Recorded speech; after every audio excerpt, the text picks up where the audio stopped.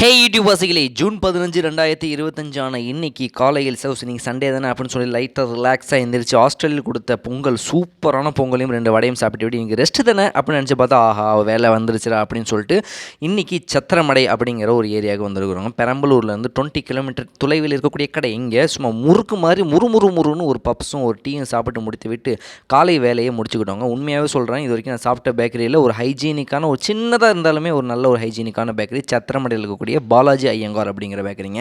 அதன் முடித்த பிறகு இன்றைக்கி மதியான உணவு மீல்ஸ் தான், அதுக்கு சைடிஸ் வாங்கலாம் அப்படின்னு சொல்லிட்டு வழக்கம் போல் நம்ம வரக்கூடிய கடையான ஆசிக் ரெஸ்டாரண்ட், இது பெரம்பலூரில் இருக்குதுங்க.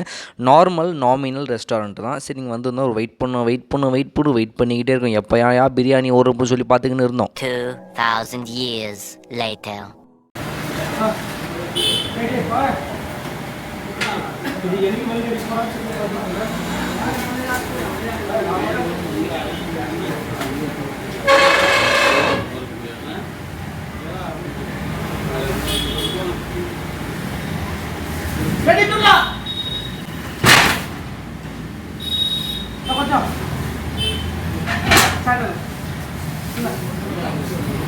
பிரியாணி எடுத்து வச்சு அடுத்த செகண்டே பார்த்தீங்கன்னா ஸ்லீப்பர் செல் மாதிரி ஆக்டிவேட்டாக எல்லாம் கூட்டம் கூட்டிடுச்சு. என்னடா இவ்வளோ ஆயிடுச்சுன்னு சொல்லி எப்படி அடிச்சு பிடிச்சி வாங்கிட்டு லுகர் தொழுகை தொழுது விட்டு இன்றைக்கி ஹாஸ்டலில் மீல்ஸ். அந்த மீல்ஸோடு சேர்த்து இந்த கிரேவியை சாப்பிட்றப்போ பார்த்தீங்கன்னா செம்ம டேஸ்ட்டுங்க. ஒயிட் ரைஸோட இந்த கிரேவி சாம்பார் ரசம் ஒரு ஃப்ளாட்டு முடிஞ்சிச்சு. அப்புறம் ரெஸ்ட் எடுத்து முடிச்சுட்டு ஈவினிங்காக ஒரு சிசிடிவியில் ஒரு அப்நார்மல் ஆக்டிவிட்டீஸ் எல்லாம் வந்து மானிட்டர் பண்ணுற மாதிரியான வேலைகள் இருந்துச்சு. அதை பார்த்துட்டு இருந்தோம்.